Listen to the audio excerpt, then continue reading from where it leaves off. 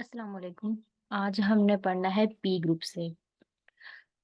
उसके बाद पहले हम पी ग्रुप की डेफिनेशन पढ़ेंगे और उसके बाद हम सीलोस थ्योरी को स्टडी करेंगे। तो सीलो थ्योरी आज का हमारा मेन टॉपिक है, बट सीलो थ्योरी करने से पहले आपको पी ग्रुप की डेफिनेशन का पता होना चाहिए कि पी ग्रुप क्या होता है। तो सबसे पहले यहाँ पे डेफिनेशन लिखी है कि पी ग्रुप क्या है। Let P be a prime number, a group G is a P group if every element of G has order that is the power of P. तो इस डेफिनेशन में वो ये कहना चाह रहा है कि पी ग्रुप हमारे पास एक ऐसा ग्रुप होता है जिसे प्राइम नंबर की फॉर्म में लिखा जाए। पी प्राइम नंबर है। पी की पावर में अगर हम अपने ग्रुप के ऑर्डर को लिख पा रहे हैं तो हम कहते हैं कि जो हमारा ग्रुप है वो पी ग्रुप है। प्राइम नंबर्स का आपको पता है कौन कौन से होते हैं? 2, 3, 5, 7, 11, 13 अप टू सॉन, सारे के सारे नंबर्स प्राइम होते हैं। तो अगर मेरे पास ग्रुप का एक ऐसा ऑर्डर हो जिसको मैं पी की पावर यानी प्राइम नंबर की समथिंग पावर में लिख पाऊं, तो मैं कहती हूँ कि वो ग्रुप जो है वो मेरा पी ग्रुप है। फॉर एग्जाम्पल, सबसे पहले एग्जाम्पल में मैंने V4 लिया है। V4 आपको पता है क्लाइन फोर ग्रुप होता है। V4 को जो है वो क्लाइन फोर ग्रुप कहते हैं। इसका ऑर्डर 4 है और इसे K4 से भी डिनोट किया जाता है। हमारी मर्जी है, हम इसको जैसे भी लिख लें। तो ये जो V4 है ये हमारे पास एक पी ग्रुप है। अब मुझे कैसे पता चला कि ये एक पी ग्रुप है? सबसे पहले तो हमें पता है कि V4 हमारे पास अबिलियन ग्रुप है। ये ऐसा ग्रुप है जो अबिलियन है लेकिन साइक्लिक नहीं होता। और हमें इस चीज का भी पता है कि इसके हर एलिमेंट का ऑर्डर जो है वो 2 है। मैंने आपको पहले बताया था कि V4 में जितने भी एलिमेंट्स हैं, यहाँ पे देखें E A B ये सारे इसके एलिमेंट्स हैं। इन सब का ऑर्डर 2 है एक्सेप्ट आइडेंटिटी। ये चीज याद रखिएगा क्योंकि आइडेंटिटी का ऑर्डर हमेशा 1 है। इसके अलावा इसके जितने भी एलिमेंट्स हैं उन सब का ऑर्डर हमेशा 2 होता है। तो ये सिंपल मुझे पता है क्लाइन फोर ग्रुप के बारे में। और मैंने आपको बताया था कि क्लाइन फोर ग्रुप एक ऐसा ग्रुप होता है जिसके आइडेंटिटी के अलावा सारे के सारे एलिमेंट्स इन्वोल्यूशंस होते हैं। इस बात को भी मैं पहले अपनी क्लास में डिस्कस कर चुकी हूँ। तो ये जो V4 ग्रुप है इसको D2 भी लिखा जाता है। ये D2 के आइसोमॉर्फिक होता है। कैसे? क्योंकि आपको पता है DN का ऑर्डर हमारे पास 2n होता है। अगर मैं n को 1 पुट कर दूं तो D2 बन जाएगा। तो अगर देखा जाए तो D2 में भी कितने एलिमेंट्स हैं? D2 में भी सिंपल हमारे पास 4 एलिमेंट्स होते हैं। और V4 में कितने एलिमेंट्स हैं? V4 में भी हमारे पास 4 एलिमेंट्स हैं। तो दोनों ही आपस में आइसोमॉर्फिक हैं। तो ये इसके आइसोमॉर्फिक है। अब हमने क्या बताना है? हमने बताना है कि ये पी ग्रुप है कि नहीं है, यानी मैं इसको प्राइम नंबर की पावर में लिख पा रही हूँ कि नहीं लिख पा रही। तो अब V4 का क्योंकि ऑर्डर कितना है? 4 है, तो 4 को आप लिख सकते हो 2 की पावर 2, यानी प्राइम नंबर की पावर में लिख पा रहे हो आप इसे। P की पावर 2 यानी ये बन गया, ये इस फॉर्म में है। तो इस वजह से V4 मेरे पास जो है ये एक पी ग्रुप है। अब अक्सर याद रखिएगा इसका सिंपल आप ये कहते हो कि V4 आपके पास एक पी ग्रुप है। तो अब एग्जांपल मैं ले लेती हूँ S3 की। S3 का ऑर्डर कितना है? S3 का ऑर्डर है 6 है। और 6 को क्या लिखा जाता है? 2 3 6। तो क्वेश्चन ये है कि क्या ये पी ग्रुप है? नहीं, ये पी ग्रुप नहीं है क्योंकि मैं इसे सिंगल एक प्राइम नंबर की पावर में नहीं लिख पा रही, तो ये एक पी ग्रुप नहीं होगा। तो अक्सर ग्रुप को हम ये भी कहते हैं 2 ग्रुप, 3 ग्रुप और 4 ग्रुप। तो 2 ग्रुप और 3 ग्रुप 4 ग्रुप का मतलब इस तरीके से कैसे लिखते हैं और हमें पता कैसे चलता है कि ये क्या चीज़ है? तो देखें, अब मैं सबसे पहले मैंने आइडेंटिटी के अलावा V4 का एक एलिमेंट ले लिया। मुझे पता है कि V4 का आइडेंटिटी के अलावा हर एलिमेंट का ऑर्डर 2 होता है। तो इसलिए मैंने इसके आइडेंटिटी लिख दिया, तो एक ऑर्डर मेरे पास 2 आ गया। तो आपने देखा कि इसे 2, इसका जो ऑर्डर है वो 2 की पावर में है, यानी 2 की पावर 1 की फॉर्म में है। फिर मैंने बी के लिए चेक किया, मुझे पता है बी के स्क्वायर पर भी आइडेंटिटी होता है।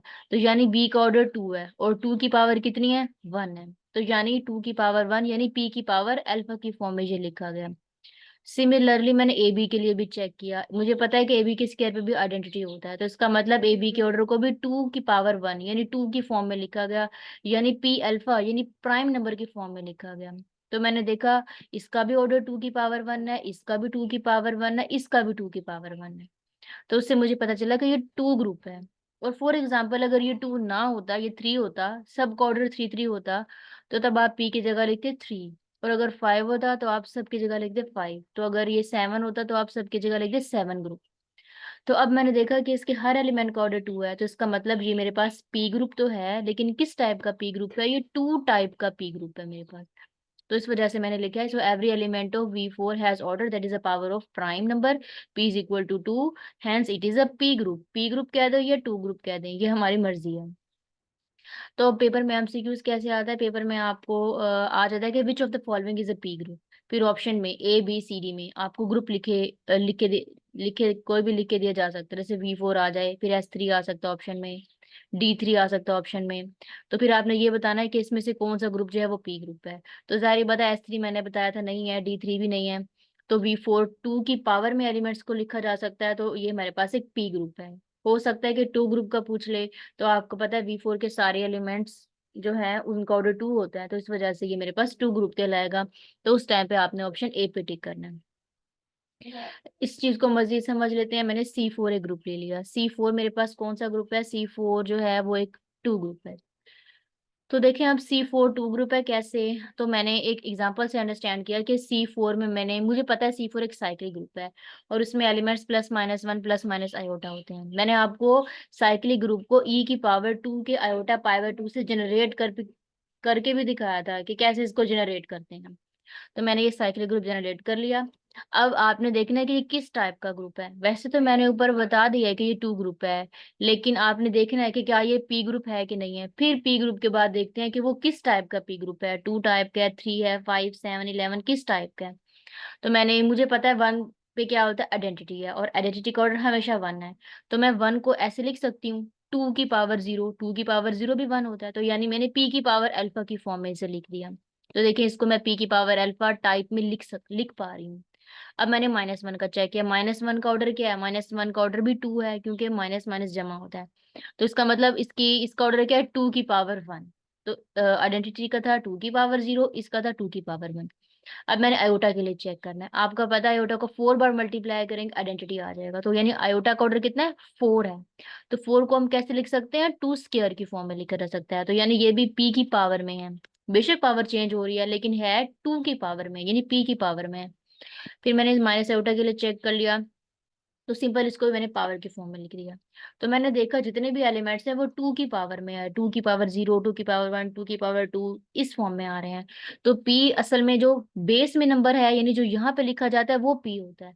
तो यहाँ पर P मेरे पास 2 है, तो इसका मतलब C4 के हर एलिमेंट को मैं 2 की पावर में लिख पा रही हूँ, 2 की पावर 0, 2 की पावर 1, 2 की पावर 2 अप टू सॉन। तो ये मेरे पास एक P ग्रुप है, और किस टाइप का P ग्रुप है, ये 2 टाइप का P ग्रुप है। फिर नीचे मैंने मजीद काफी सारे और सेट्स भी लिख दिए कि कॉटानियन ग्रुप भी एक P ग्रुप है।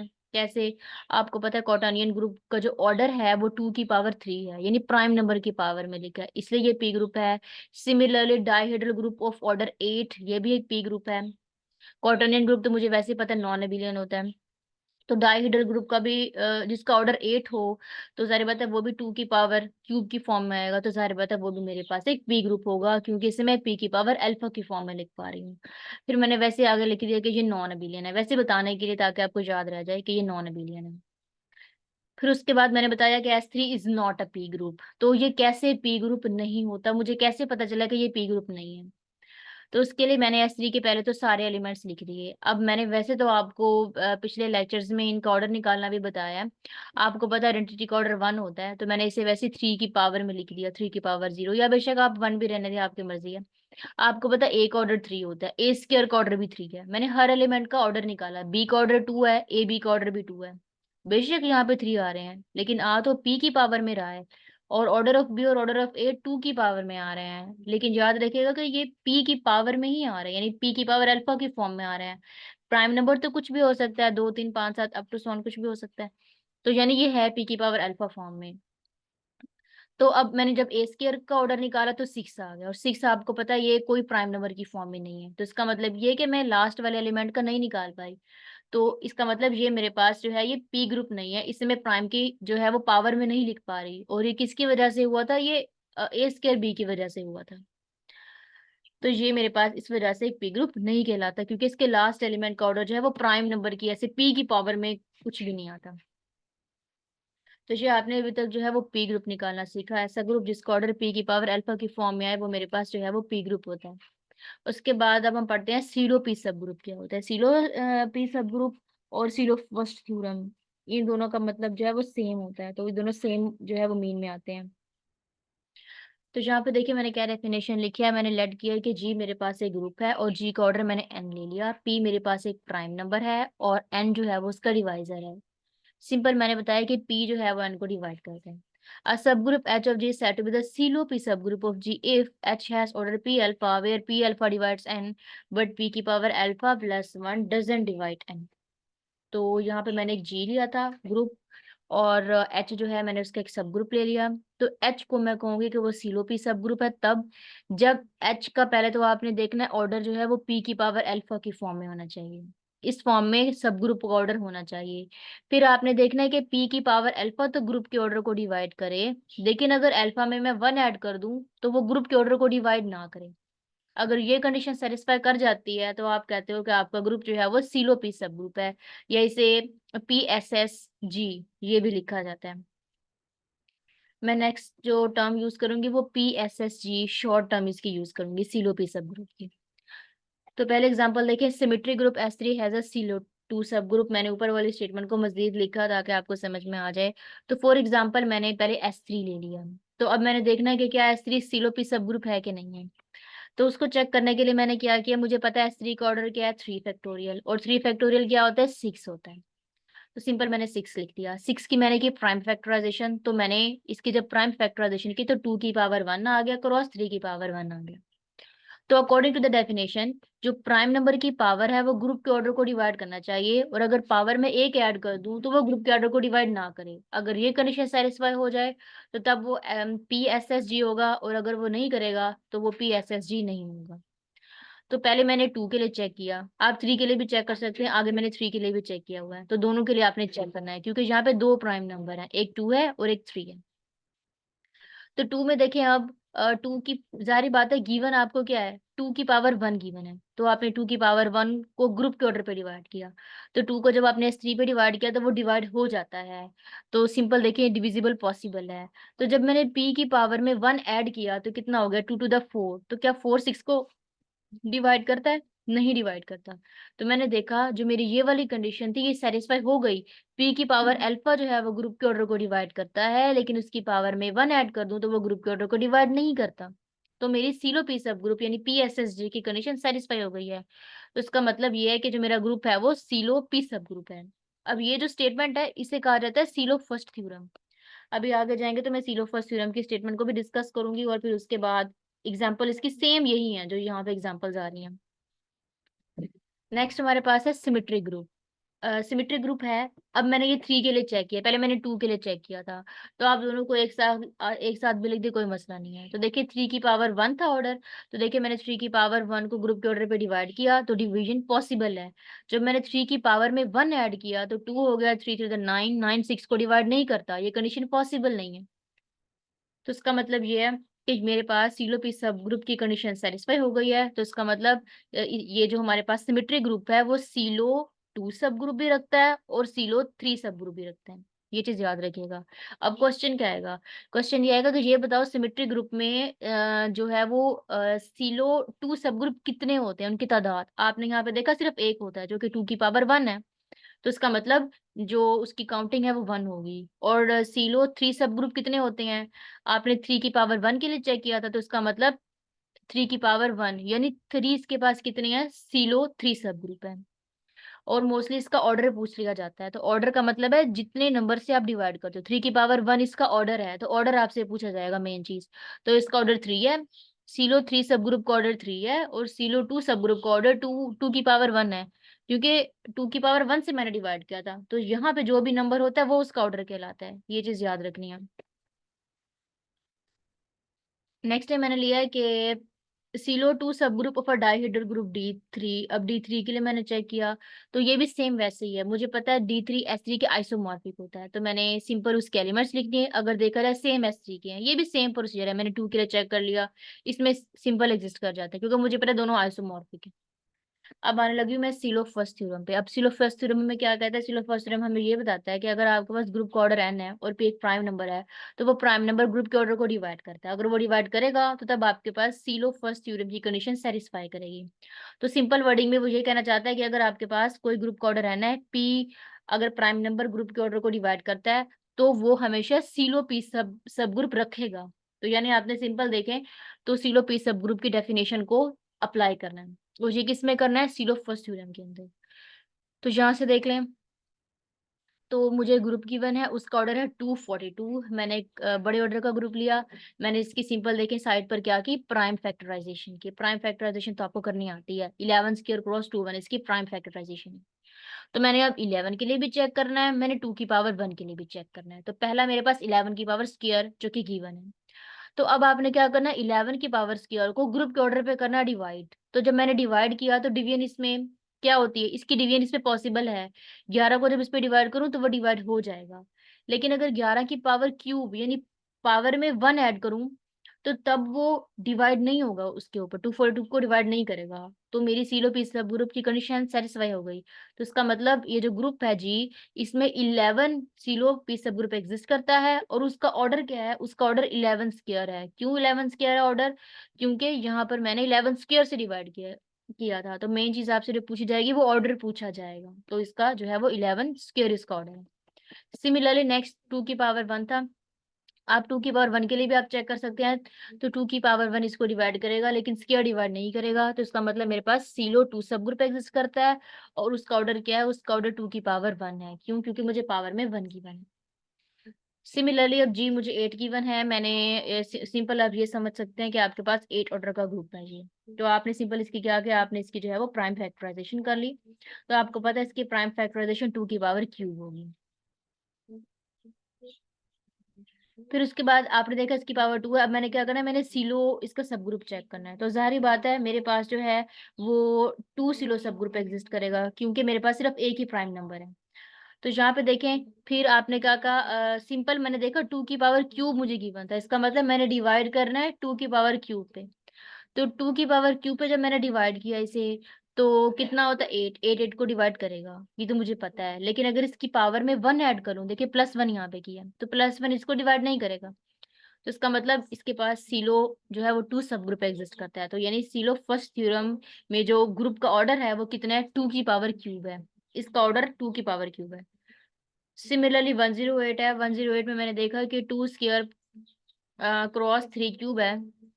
तो सिंपल स्क्वायर वाली कंडीशन तो उसको डिवाइड करेगी, सिंपल आप चेक कर सकते हैं। लेकिन अगर +1 करूंगी तो वो डिवाइड नहीं करेगा। तो यानी आप जिसके लिए भी चेक करोगे तो इसके लिए सीलो 2 सब ग्रुप भी एग्जिस्ट करता है, सीलो 3 सब ग्रुप भी एग्जिस्ट करता है। ये बिल्कुल सिंपल है। अब इसके बाद एक करोलरी है, ये इंपॉर्टेंट है। करोलरी हमें ये बताती है, ये करोलरी क्या होती है, अगर आपके पास कोई थ्योरम गिवन है उससे जो रिजल्ट निकलता है, एक नई चीज निकलती है, उसे करोलरी कहा जाता है। तो अब सीलो पी सब ग्रुप से एक थ्योरम निकला यानी करोलरी निकली है, उसमें ये बताया गया है कि अगर पी की पावर जो आर है वो ग्रुप के ऑर्डर को डिवाइड करता है, तो जी के पास ऑर्डर पी के सब ग्रुप एग्जिस्ट करेंगे। यानी मुझे सब ग्रुप्स का पता चल गया। तो फॉर एग्जाम्पल जी का ऑर्डर 8 है, और मुझे पता है 8 को 2 की पावर क्यूब में लिखा जाता है। तो अभी मैंने चेक किया था कि इसके पास जो है वो सिलो 2 सब ग्रुप एग्जिस्ट करता है, जिसका ऑर्डर 2 की पावर क्यूब है। तो यानी पी की पावर अल्फा ग्रुप के ऑर्डर को डिवाइड करता है। हाँ जी, डिवाइड करता है। तो अब आपने कहना है पी की पावर के इसके पास इतने, इसके पास सब ग्रुप्स होते हैं। के की वैल्यू क्या है, के की वैल्यू 0 से आर के दरमियान रिवॉल्व कर रही है। तो देखिए के की वैल्यू 0 से आर के दरमियान रिवॉल्व करी। आर क्या है, पी का ऑर्डर है। पी का ऑर्डर कितना, 3 है। तो देखिए मैंने 3 लिख दिया। इसका मतलब कि आपने क्या पुट करना है, कि आपने सिंपल जो है वो 0 से लेके 3 तक पुट करना है। तो देखिए मैंने के की वैल्यू 0 1 2 3 ले ली है। तो इसका मतलब ये जो ग्रुप है 8 है, इसके पास इन इस ऑर्डर के सारे सब ग्रुप्स होंगे। 2 की पावर 0, 2 की पावर 1, 2 की पावर 2, 2 की पावर क्यूब। मैंने सिंपल 2 की पावर जो के थी, क्योंकि पी मेरे पास 2 लिखा हुआ था, मैंने उसकी पावर में बस नंबर ऐड कर दिया सिंपल। तो इतने ऑर्डर के लाजमी 8 के जो है वो सब ग्रुप एग्जिस्ट करेंगे। तो ये करोलरी हमें सब ग्रुप के बारे में बताती है। उसके बाद है सिलो सेकंड थ्योरम। सिलो सेकंड थ्योरम हमें ये बताता है कि जितने भी आपके पास आप सिलो सब ग्रुप्स निकालते हो वो आपस में कॉन्जुगेट होते हैं। तो जैसे अभी हमने 2 निकाला था, सिलो 2 सब ग्रुप निकाला था, सिलो 3 सब ग्रुप निकाला था, वो आपस में सब कॉन्जुगेट्स होंगे। तो इस चीज को एग्जाम्पल से अंडरस्टैंड करते हैं कि कैसे हैं। वैसे मैंने यहाँ पे थोड़ी सी लेंथ ही दी है, बट ये अंडरस्टैंडिंग आपको इससे क्लियर हो जाएगी कि कैसे दो जो हमारे पास सिलो पी सब ग्रुप होते हैं वो एक दूसरे के कॉन्जुगेट होते हैं। तो देखिए आपको पता है S3 के अंदर एलिमेंट किस फॉर्म में होते हैं, I 1 2 1 3 2 3 1 2 3 1 3 2, इस टाइप के इसमें एलिमेंट्स होते हैं। S3 का ऑर्डर मुझे पता है 6 है, और 6 जो है वो 2 × 3 है। आपको पता है इसमें सिलो 2 सब ग्रुप और सिलो 3 सब ग्रुप एग्जिस्ट करते हैं। तो सबसे पहले मैं सिलो 2 सब ग्रुप के लिए चेक कर लेती हूँ, फिर सिलो 3 सब ग्रुप के लिए चेक करूंगी। तो सिलो 2 सब ग्रुप में आपने क्या करना है, इसका ऑर्डर कितना है, 2 है, तो मैंने 2 ऑर्डर के सारे इसके एलिमेंट्स उठा लेने हैं। एक मैंने 1 2 ले लिया, एक 1 3 और 2 3 ले लिया। तो मैंने क्या किया, मैंने इस टाइप के क्या कर लिया, इसके सब ग्रुप्स बना लिए हैं। ये भी इसके क्या है, S3 के सब ग्रुप्स हैं, एक H1 H2 H3। अब मैंने ये बताना है कि ये जो 3 सब ग्रुप्स हैं H1 H2 H3, ये तीनों आपस में कॉन्जुगेट हैं। अगर ये तीनों को मैं एक दूसरे का कॉन्जुगेट दिखा दूंगी तो मेरे पास जीरो सेकंड थ्योरम की कंडीशन सेटिस्फाई हो जाएगी। तो कॉन्जुगेट दिखाना आपको आता है। कॉन्जुगेट की डेफिनेशन क्या होती है, उसकी डेफिनेशन ये है कि आपने x inverse HX is equal to next element आना चाहिए। तो यहाँ पे नेक्स्ट एलिमेंट H2 भी आ सकता है, H3 भी आ सकता है। तो अगर ये कंडीशन सेटिस्फाई हो जाएगी तो आप कहोगे H1 जो है वो H2 के कॉन्जुगेट है। ठीक है, और x कहाँ से लिया जाता है, ग्रुप से लिया जाता है। मैंने वैसे कॉन्जुगेट की आपको पढ़ाई हुई है कि कॉन्जुगेट क्या होता है, तो आप वहां से मजीद भी देख सकते हो कि कॉन्जुगेट कैसे कैलकुलेट किया जाता है। तो मैंने H1 जो अपनी मर्जी से I और 1 2 उठा लिया, और H2 मैंने ये ले लिया। x मैंने ग्रुप का एलिमेंट लेना होता है, तो मैंने मर्जी से ग्रुप में से 2 3 ले लिया। मैंने टाइप सेम रहने दी, यानी मैंने 2 टाइप का ले रही हूँ। तो आपने x, क्योंकि मैंने 2 3 लिया तो मैंने 2 3 लिख दिया। H1 मेरे पास I और 1 2 है, मैंने 1 2 लिख दिया। उसके बाद x मेरे पास क्या था, 2 3 है, मैंने 2 3 लिख दिया। फिर उसके बाद आपने सिंपल, आपको मैट्रिक्स का इन्वर्स लेना आता है कि मैट्रिक्स का इन्वर्स कैसे लिया जाता है। मैट्रिक्स के इन्वर्स के लिए हमने रोज जो फर्स्ट रो को सेकंड में रिप्लेस कर देना और सेकंड को फर्स्ट में रिप्लेस कर देते हैं। तो आपने उसकी रिप्लेसमेंट कर दी, और रिप्लेसमेंट करने के बाद आपने उसको क्या किया, साइकिल की फॉर्म में लिख दिया। देखिए मैंने इसकी पोजीशन चेंज कर दी, और पोजीशन चेंज करने के बाद मैंने इसको जो है उलट फॉर्म में लिख दिया। फिर उसके बाद आपने आई लिया 1 3 और 3 1 लिख दिया। इसको मैंने सिंपल जो है साइकिल की फॉर्म में लिख के इसे कंप्लीट किया। कंप्लीट करने के बाद आपने क्या करना है, एलिमेंट्स को या जो परम्यूटेशन है इनको आपस में मल्टीप्लाई करना है। तो देखिए मैंने कैसे परम्यूटेशन को मल्टीप्लाई किया, सिंपल जैसे परम्यूटेशन को मल्टीप्लाई करते हैं वैसे मल्टीप्लाई करना है। बेशक आप पहले इसको सॉल्व कर लें, इसका जो भी आंसर आएगा उसको इसके साथ सॉल्व करना है। सिंपल, आपने बस सॉल्व करेंगे तो आपके पास ये चीज बन जाएगी। और ये किसके एलिमेंट है, H2 के एलिमेंट है। तो देखिए H1 मैंने लिया था और उसे H2 प्रोड्यूस हो गया, तो इसका मतलब H1 H2 के कॉन्जुगेट है। तो इससे मुझे पता चला कि हर दो एलिमेंट्स आप जिसको भी चेक करें टू टाइप के, वो सब आपस में एक दूसरे के कॉन्जुगेट होंगे। तो इससे मुझे पता चला कि मैं जो किसी भी टू सेम टाइप के एलिमेंट्स ले लूँ S3 के अंदर, वापस में कॉन्जुगेट हैं। और ये सब के सब क्या है, सीलो 2 सब ग्रुप्स हैं। तो स्टेटमेंट हमें यही बता रही थी इस ऊपर वाली भी, कि अगर आप कोई से भी दो सीलो सब ग्रुप्स लेते हो, वापस में एक दूसरे के कॉन्जुगेट हैं। तो इस तरीके से आप H1 को H2 का, H2 को H3 का, H3 को H1 का आपस में कॉन्जुगेट दिखा सकते हैं। सिमिलरली 3 के लिए भी आप कर सकते हैं। तो 3 के लिए मेरे पास एक ही 3 ऑर्डर का सिर्फ एक ही सब ग्रुप एग्जिस्ट करता है, तो वो मैंने लिखे I 1 2 3 1 3 2। S3 के अंदर 3 ऑर्डर का सिर्फ 1 सब ग्रुप एग्जिस्ट करता है। और जरा ये बात है, अगर एक ही सब ग्रुप एग्जिस्ट करेगा तो इसका मतलब ये इसी के ही सेल्फ कंजुगेट होगा। क्योंकि मैंने आपको बताया जो सेट है सब ग्रुप है वो सेल्फ कंजुगेट भी होता है एक दूसरे के। तो इस तरीके से हम कंजुगेसी इसकी चेक कर सकते हैं। और वो सिर्फ यूनिक सब ग्रुप एग्जिस्ट करता है, इसलिए ये अपने ही जो है अपने ऊपर ही कंजुगेट होता है वापस। फिर नेक्स्ट मैंने K4 के बारे में बताया। K4 का ऑर्डर जो है वो 4 है, जिसको 2 की पावर स्क्वायर की फॉर्म में लिखा जाए। ये मेरे पास क्या है, एक 2SSG है, और इसका ऑर्डर मेरे पास क्या है, 4 है। तो विच इज ग्रुप इटसेल्फ। और मुझे पता है कि ये मेरे पास एक सीलो 2 सब ग्रुप एग्जिस्ट कर है। और आपको पता है कि जो V4 है वो एक अबिलियन ग्रुप है, और उसका हर एलिमेंट सेल्फ कॉन्जुगेट है।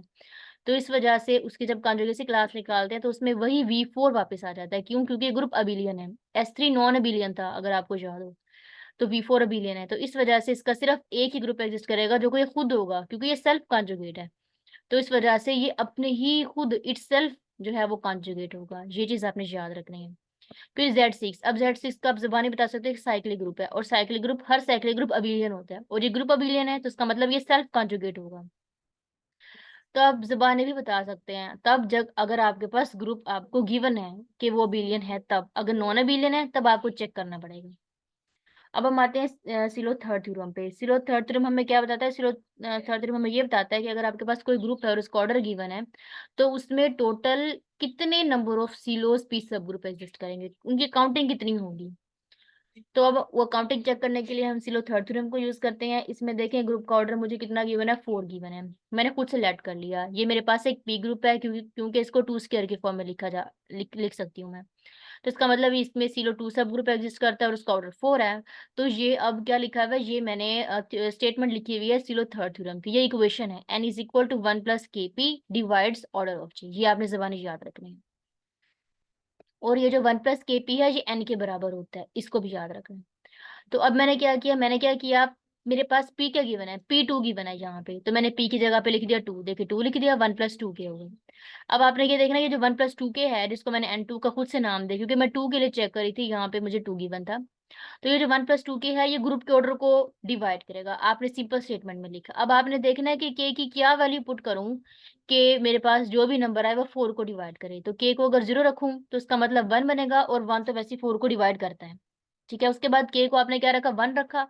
तो जब k को आप 1 रखोगे तो 1 प्लस 2 कितना होता है, 3 हो जाएगा, और 3 4 को डिवाइड नहीं करता।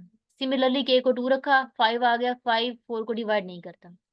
तो इसका मतलब डिवाइड यानी कंडीशन डिवीजन कितने में पॉसिबल है, सिर्फ के को जब 0 रखा था तब कंडीशन पॉसिबल थी। तो इसका मतलब टोटल काउंटिंग कितनी है, सिर्फ 1 है। के की सिर्फ 1 ही वैल्यू है जिस पर क्या होता है, डिवीजन की कंडीशन पॉसिबल है। तो इसका मतलब इसके सिर्फ एक ही नंबर ऑफ सीलो पी सब ग्रुप एग्जिस्ट करेंगे।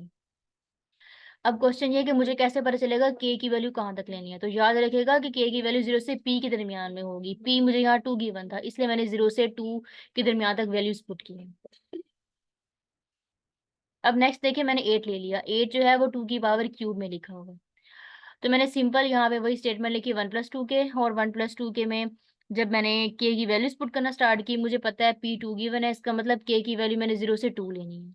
अब मैंने के की वैल्यूज देना पुट करना स्टार्ट कर दिया। के को जब मैंने 0 रखा तो तब मेरे पास सिंपल ऊपर वाली कंडीशन बन जाएगी, तब भी मुझे पता चल जाएगा कि इसके टोटल कितने सब ग्रुप एग्जिस्ट करेंगे, इसका सिर्फ एक ही एग्जिस्ट करेगा। तो अब मैंने डिफरेंट डिफरेंट ऑर्डर लेके चेक किए हैं, आप भी प्रैक्टिस एग्जांपल के लिए डिफरेंट डिफरेंट लेके इसके चेक कर सकते हैं। तो जी का और 12 है जो कि 2 स्क्वायर क्रॉस 3 है। तो मैंने सिंपल इसको जो है वो इस फॉर्म में लिखा। वो लिखने के बाद मैंने सिंपल बस इसकी डिवीजन की, और डिवीजन लेके मैंने चेक किया कौन कौन नंबर डिवाइड कर रहा है, और जितने नंबर डिवाइड करेंगे, यहाँ पे देखिए 2 डिवाइड कर रहे हैं, तो इसका मतलब इसके जो नंबर ऑफ सिलो सब ग्रुप्स हैं वो 2 हैं, जो कि 1 है और 3 है। तो 2 भी हो सकते हैं, 3 भी हो सकते हैं, 4 भी हो सकते हैं। तो मैं आपको टास्क दूंगी करने के लिए, जिससे आप जो है आप निकाल सकते हैं इसके टोटल नंबर ऑफ कितने जो है वो सब ग्रुप एग्जिस्ट करेंगे।